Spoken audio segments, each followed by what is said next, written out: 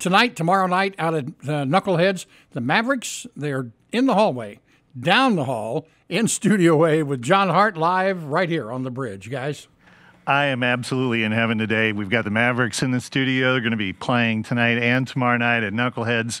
You can find out more at themavericksband.com, and the new album is Brand New Day. Raul, thanks for you and the guys coming in today. Thank you. Thank you for having us, man. It's always great to be in Kansas City. You know, it is kind of a home away from home for you, right? I mean, yeah, we love it. You know, it's well, it's I think probably one of our favorite cities, you know, partly because of just the history of the city, the music that's come from here, that's been through here, that is part of the landscape. You know, it's it's been immortalized in so many songs, and so it's cool. It's cool. It's always great to be here. And, you know, it's also, you know, Knuckleheads is just that club that lets you get right up close to the audience, and the performance is there. It feels like the audience is a part of the show, too. Yeah, the audience is part of the show. The trains are part of the show.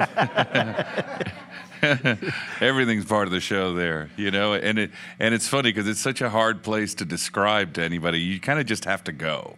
Yeah. You know, because honestly, if you try to describe it, it sounds like a nightmare. You know, it's like, well, it's in this really awful part of town. There's a rock quarry, and there's trains, and there's like a crappy little gas station right around the corner, but it's not like that at all. It's fantastic. It's absolutely brilliant. Well, you know, when you drive through the East Bottoms, it's sort of it does give off that vibe that you could go down there to be murdered. Yeah. But I often tell people that for you to be murdered, there would have to be somebody else here. You know, there just isn't anybody in the East Bottoms. That's right. That's right. Except a bunch of partiers at Knuckleheads. You know? Yeah, absolutely. And, you know, I think that really speaks to one of the things that I just wanted to say right up front. You know, life on the road isn't easy. You got like an 8-piece band here. You got to haul the equipment in, haul the equipment out. And to do it with a radio station on the day when you're also doing a show is an act of artistic generosity that we really deeply appreciate. But it goes beyond that with the Mavericks. It's sort of like a lot of times bands are just sort of slogging through it all. But somehow or other, this is a band that manages to hold on to the joy.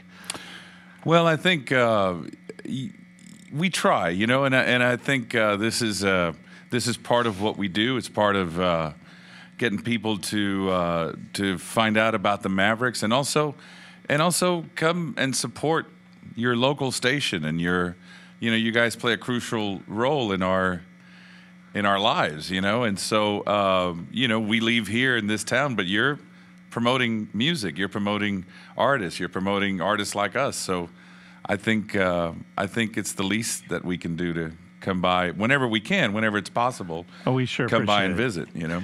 You know, I talking about promoting. It's like before you started your own label, you were on the label. I was nobody. I was nobody.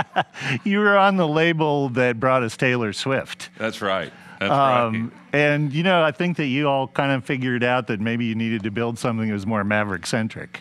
Well, it is, and you know, there's many reasons as to why we did it.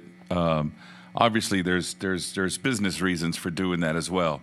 And for a band like us, you know, everything about the way we conduct our business and how we tour and how we make records, nothing is ever how it's supposed to be.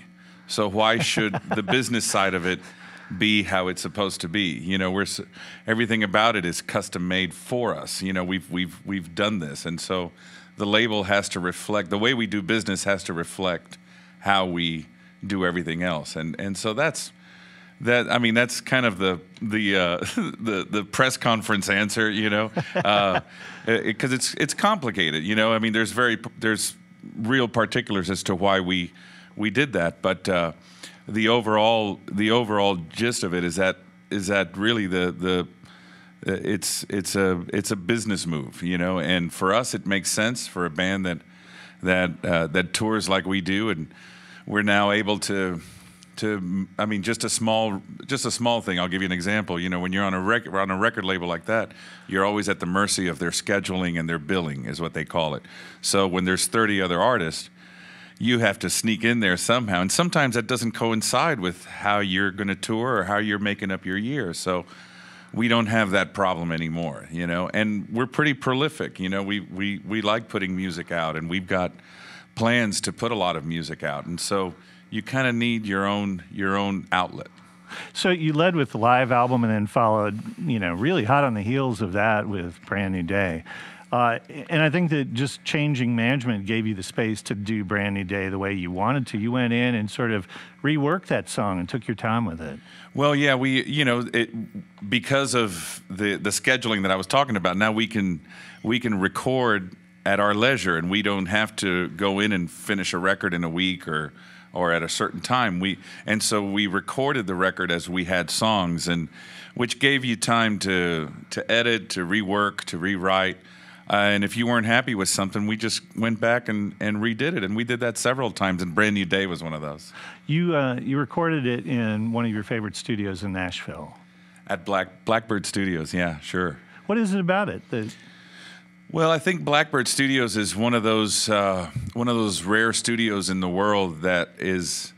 There's 3 studios I think that are probably the best in the world right now, and it's Abbey Road in England, Capitol out in California, and Blackbird in Nashville, Tennessee. You know, those are the 3 probably best recording studios in the world, and we're really lucky to have a place like Blackbird in Nashville, and so. For us, who, you know, we record everything live and we love the old gear. There's nothing there that you would want from anywhere. I mean, there's nothing missing there. It's unbelievable. Yeah, you went for a big sound. Yeah. We and when you do that, you need the right gear. You need the right studio. Right? You know, it's funny. It's almost impossible to describe the band. You know, tell me about it. Yeah. And I think that one of the things that a lot of people catch on to is just almost as a way of introduction to influences, your love for It's Now or Never. Yeah, sure.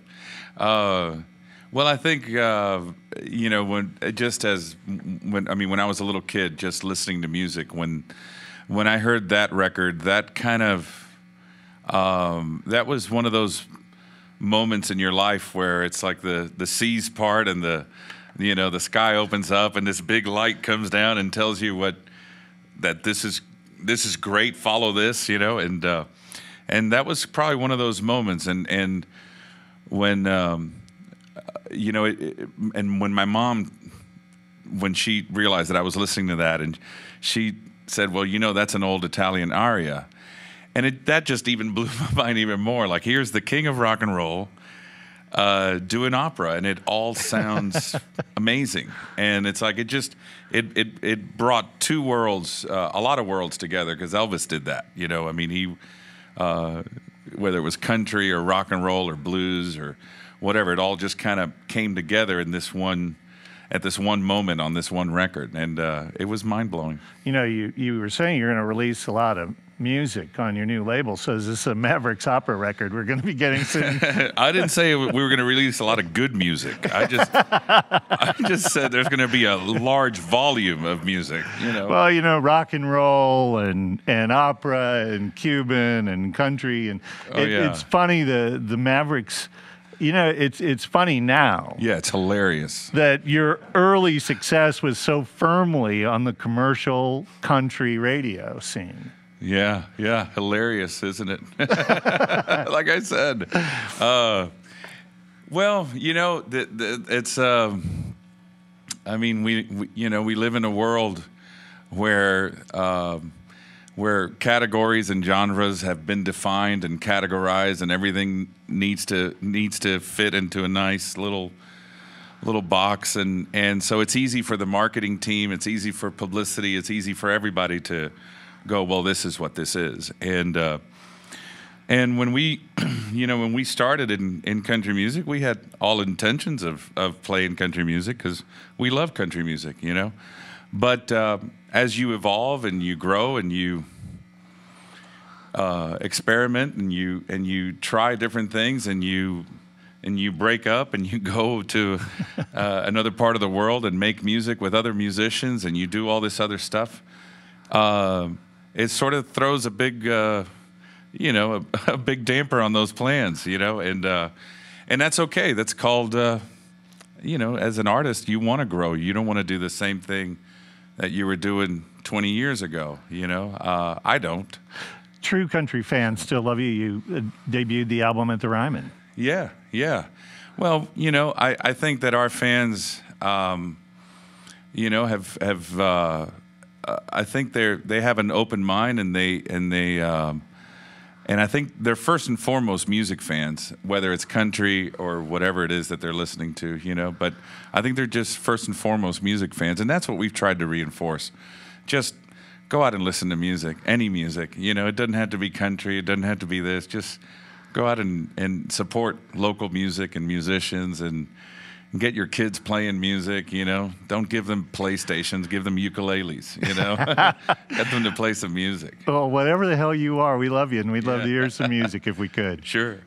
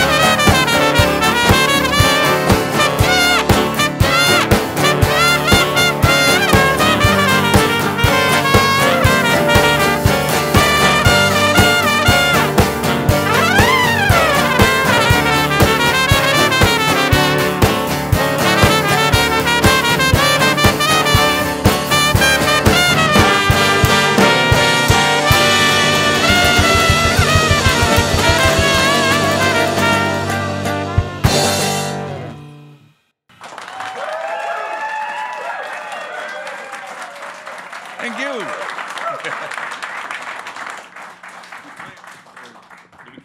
Yeah, no, we're going to talk a little bit if it's okay. So, I heard you play live the other day. A performance was broadcast live on one of our partner affiliates, viewhouse.com. This is a band that you took about 8 years off and then got back together last 5 years, and y'all have never been playing better, right? I mean, this is amazing. Yeah, I agree. I mean, you come here for praise. Yeah. You're going to get it. Yeah. Well, thank you for saying that. I think that I think the band is probably far more interesting now than we've ever been. And I think everybody's playing pretty together. It's a pretty tight unit. So it's we better be. We've been touring a lot. So it's a pretty tight unit, and we're pretty. We're having more fun than ever before, which is a blessing in and of itself. You talked about stretching, and I know one of the things you did pretty recently was go down to Cuba to work on a PBS show that I believe is tentatively scheduled for September. I think so. Havana Time Machine? Yeah. Havana you hadn't been to Cuba since you were 13. That's right, yeah. So this was quite a trip, eye-opening, life-changing in some ways, but beautiful. I mean, it was a really special time, a special week spent over there. So your parents left following or around the time that Castro took over. Yeah. And so I'm assuming you might have had some family down there. Well, I do. There's still a cousin down there. Most of the older ones have already passed, but I think we forget that the embargo's been going on now for 60 years. Wow. Just about. That's a long time. Yeah, pretty amazing. Mm-hmm. So this PBS show that you've got coming in the fall, there's music attached to it, and so you were playing with people like Cuban musicians. It's a music documentary, and we got to go and play with local musicians. One is a Cuban rock band that are just brilliant. I mean, they're really great songs, great melodies. And then we also got to play some music with some of more famous friends down there, like Eliades Ochoa, who's part of the Buena Vista Social Club, and I've known him for years. And we got to jam with him, and a great piano player down there with his band named Roberto Fonseca. Is unbelievable young jazz player down there. The music that's down there when that embargo gets lifted, and it's only a matter of time, and that music gets unleashed onto the world, it's going to be something. Passions run high in the Cuban American community. No. Yeah. No. And about this. It's a myth. About the travel ban. And, yeah. And I would imagine that getting off the plane was that an emotional moment for you? Yeah, sure. All of it was. The whole darn trip was. There's so many. You're there to do a job. You're there to host this PBS show, and you're driving around in a beautiful '55 Buick, and what's going through your mind is like your grandfather telling you stories of him taking the family out in the convertible on a Saturday night to go get ice cream or whatever down the same streets that I was driving down, and so you're trying to not think about that. And of course, I mean, that would normally be a lovely memory for any one of us, but the fact that never happened, I never got to ride around in the convertible with my granddad over there because of for obvious reasons. So yeah, emotions run high. Certainly families have been devastated and and uprooted and all that, and when that happens, those are strong feelings that are going to come forth. But the fact remains that the embargo needs to go. It's archaic. It's way past its time, and I think enough is enough to keep the people suffering over there. And it's time for it to go. You know, my sense of the program is that, you know, the suffering comes from politics. Well, of course. But the experience that you had with people was quite joyful. The people was amazing. The people were amazing. The people they find joy where there is none, you know. And, you know, politics is the game of the rich and the powerful. And never has that been more obvious than there, you know. So.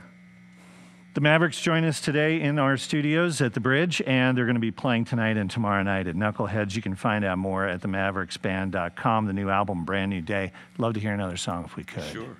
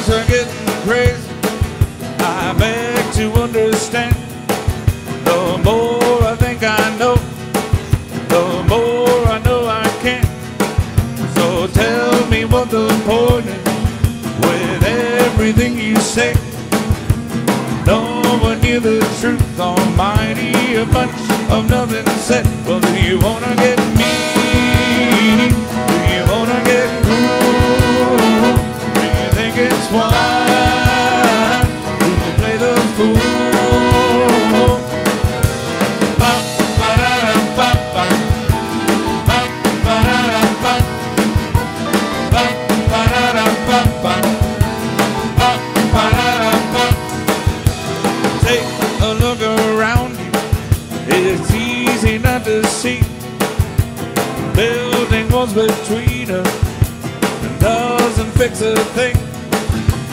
Ignorance is blinding. They tell you that it's bliss. They've been saying that for ages. Will you answer this? So do you wanna get me? Do you wanna get cool? Do you think it's wise? Do you play the fool? Do you wanna get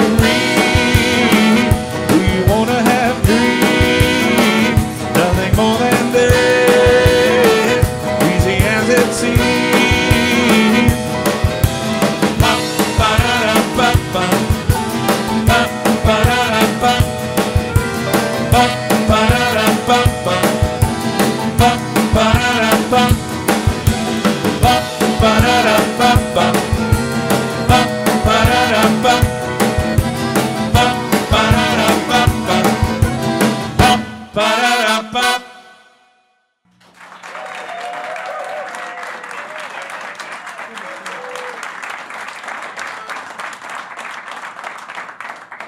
The Mavericks joining us live in the Bridge Studios today, and you know, you went for a big sound. This is a big band. If you have half an hour, would you like to introduce them? Sure, absolutely.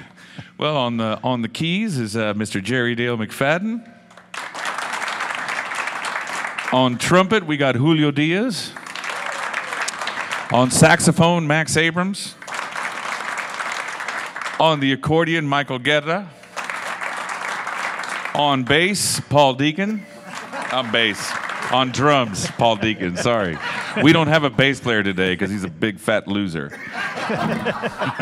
And he missed his flight. Idiot. So on drums, we have Paul Deacon. And on guitar, we have Eddie Perez. There are no secrets with the Mavericks. No. It's a lot easier that way. Yeah, it is. Yeah, press conferences are far more fun. You know, we talked a little bit about the immigration thing, and we don't need to talk about it, you know, very much more or anything. But you did write an op-ed in Rolling Stone comparing the travel ban that seemed to affect countries that were predominantly Muslim against what was done with Cuban Americans in the 80s.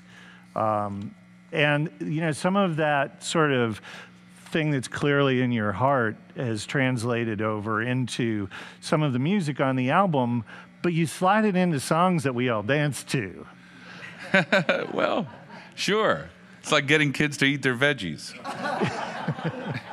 You can't do broccoli without the cheese sauce? Yeah, you gotta exactly. You know, you gotta like trick them a little bit. So, I think that's part of, you know, I mean, every once in a while, you know, a song, you know, if you got something to say and you got a song to write and you have a point of view, then by all means, you know, enter at your own peril. But you do that and you take a stance, and then hopefully you can entertain the folks at the same time, and that's what we try to do. You know, I mean, I'd rather act away from the stage. We don't get into politics on stage. I'd rather do that outside of there, you know. Not for any reason. I'm not afraid of an argument. I'm not afraid of somebody not agreeing with my point of view. I mean, that's part of what, we don't have enough of that. We don't have enough of uncomfortable conversations, you know. But I'm Cuban. My whole life has been an uncomfortable conversation, you know. My whole family's an uncomfortable conversation. Are you kidding me? So Easy as It Seems is a song that, you know, basically speaks to the fact that, you know, whatever, you want civil discourse and more of it. yeah, absolutely. I don't. You know, after the election, you know, you heard so much. You know, you heard from friends, and I've got friends that I don't agree with politically, but we're still friends. I would never not be friends with them because of that. You know, so I think that a good, healthy exchange between people, there's nothing wrong with that. And if you don't have uncomfortable conversations, how are you going to get to know them?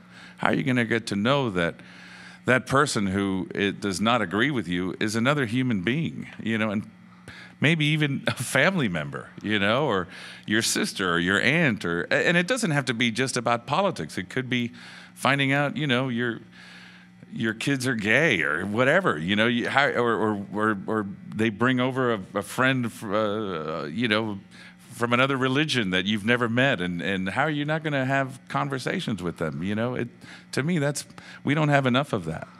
It seems like your dad was a pretty stoic guy. Conversations really centered around either politics or baseball. Pretty much, you know, that's pretty much an adult Cuban male right there.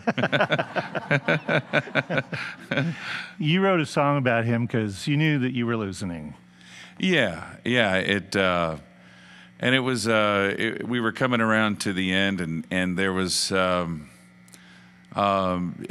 was beautiful, really, because we never got into deep stuff of like, oh, you know, what if we'd have done this, or he had no regrets, you know, which I loved, and he led a pretty full life, you know. And he had a beautiful family, and he was surrounded by them when, you know, he was surrounded by his family when he went. But the song, the feeling behind the song was, you know, here I am sitting with my dad, you know, who I've known for 50 years and probably knows me better than anybody on the planet. And here we're coming around to the end, and all I can say to him is that I wish you well, you know.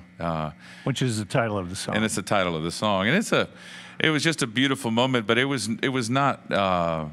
And it's a love song. It's a love song from a son to his father. But you probably wouldn't be able to tell that unless I told you the story, you know, which is fine. You know, that's kind of the way I wanted it, you know. Right. You know, I don't know anything about death. I really don't know anything about it. But it just seems like so often when somebody passes, there's some sort of odd karmic coincidence that happens, and you were recording this song when your father died. Yeah, this was amazing. The day that we were in the studio, and normally normally the the procedure or the protocol is to record ballads in the morning, and that makes sense because you're kind of fresh and you're not. At the end of the day, if you play a ballad, it could be a little more like a dirge, and you don't want that, you know. So you try to record them in the morning, and but we were in the middle of the week, and we were coming around to the end, and my mom had just gone to the made arrangements at the funeral home, and she came by the studio, and she said, you know, you might want to come by the house this afternoon. And so at that point, I knew that we were there, and so I was like, hey, and nobody knew what the song was about. I only knew what it was about. And I said to everybody, I said, hey, let's record this now because I know that I may not be able to record this later or tomorrow or get through it, you know, even knowing that he had already passed. So we went in and I kind of showed everybody the song real quick, and we did we went in and recorded it. And as we're recording it, everyone's cell phones are going off. Mine aren't. I had mine off, but everyone's could see that. And so we get done with the song, and I'm pretty much done at that point. You can hear my voice crack at the end a little bit, like I don't hold the note as long. And it turns out that at that moment that I was singing the song, my wife and my mom were calling everybody to let us know that my dad had just passed. And it was an amazing moment. I mean, truly, like one that we could you've never been a part of anything like that, but it makes you believe in something, you know. Thanks for sharing that. Yeah. I really appreciate that a great deal. I think that the song is going to be deeper and richer for everybody having heard that story. Yeah. So I appreciate that. Sure. On a much lighter note. Thank God. Yeah. Rolling along. First song with a banjo. What the hell are you thinking? We weren't. But yeah, you know, I just it just seemed like the right song, the right place to put a banjo on it, and that way I don't have to hear from banjo players anymore. You know, when are you gonna put a banjo on my song? When are you gonna put it? For years. Now I just love that though, because it's like, you know, it's just really easy to, you know, dig out, you know, sort of a row and just stay in it. Yeah. And so I actually love the fact that you did that. Yeah. Well, thank you. Yeah. It's, so do some banjo players. Our guests today are the Mavericks. You can catch them tonight and tomorrow night at Knuckleheads. You can find out more at themavericksband.com. A couple of really recent great records out, All Night Live, and then the more recent Brand New Day, the new studio album. We'd love to hear one more song if we could. Sure. Let's do Wish You Will. Let's do that.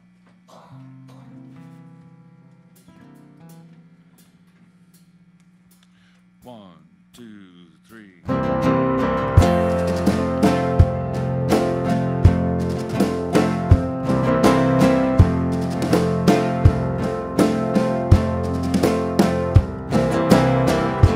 This is where the road divides. This is where we have to say goodbye. Say goodbye.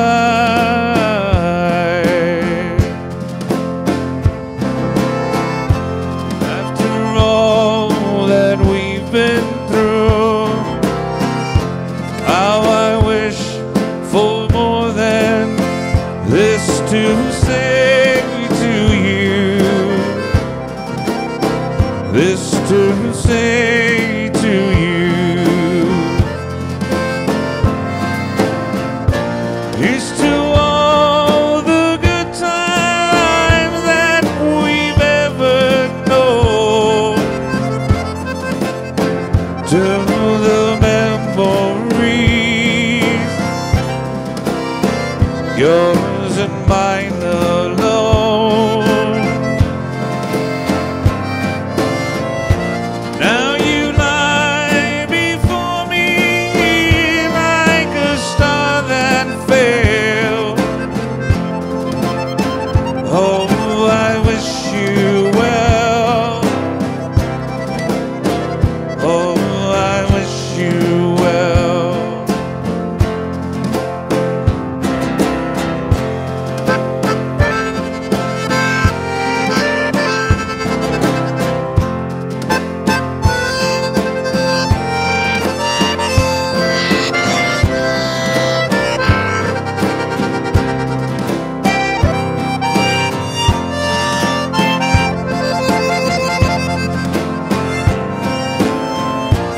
Here's to all the good times that we've ever known, to the memories,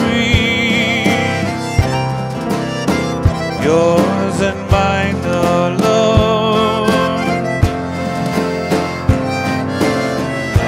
Now you lie before me like a star that fell. Oh, I wish you well. Oh, I wish you well.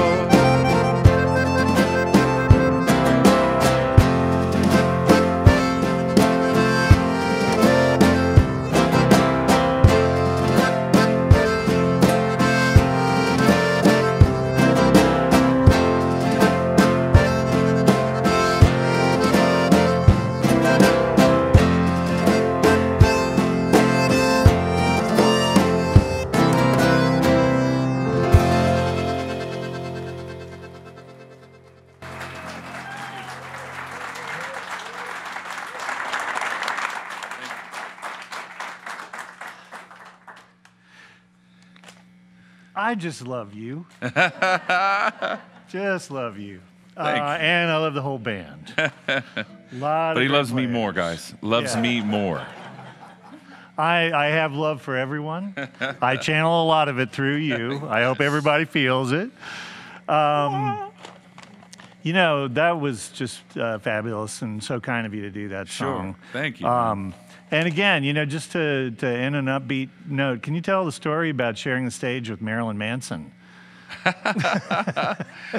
Yeah, that actually happened. It was one of our first gigs, and yeah, it was awesome. We were playing. There was a place in Fort Lauderdale called the Button South. It was a big old rock and roll place, and they were still a local regional band, but they had a huge fan base, and they were the headliners that night. And somehow we got on this show, and we played before they did, and yeah, it was interesting. We get out there, and we're in those days we were just a 4-piece, and we were almost like a punk country band. Like, we were just loud and awful, and but you know, we looked good, and and we sort of knew. It looked like you knew what you were doing. That's the important thing. Did you get the know? crowd? Did you win them over? Well, what we did was we knew we weren't going to out rock Marilyn Manson. You know, you're just not going to do it. So you got to go the other way. So we out twanged them, and we played like all our old country. Like, we played Hank Williams and Patsy Cline, and we just played all the twangy country stuff. And we looked at it as a victory. They didn't throw anything at us, and and they had lunch boxes. They would, in those days, go to concerts with these little pale lunch boxes, you know, and we were, you know, of course, what's going through your mind? What's in those things, you know? But they didn't chuck anything at us, and we actually kind of won them over. So we played Merle, and you know, we played Merle Haggard, Hank Williams, and all the old country stuff, and just, you know, twanged it up as much as we could, and scary. You know, I think you know, it was scary, but it was cool. You know, having been to see the Mavericks multiple times at Knuckleheads, it's Kansas City's best party. So that's happening tonight. It's happening tomorrow night, and hope everybody gets a chance to go out and have some fun on a 3-day weekend. It's going to be fabulous. You can find out more about the band at themavericksband.com. The new album, Brand New Day. Congratulations, guys, on a brilliant record. Thank you, John. Thanks for coming in. Thank you, guys. Thank you. The Mavericks live on the bridge.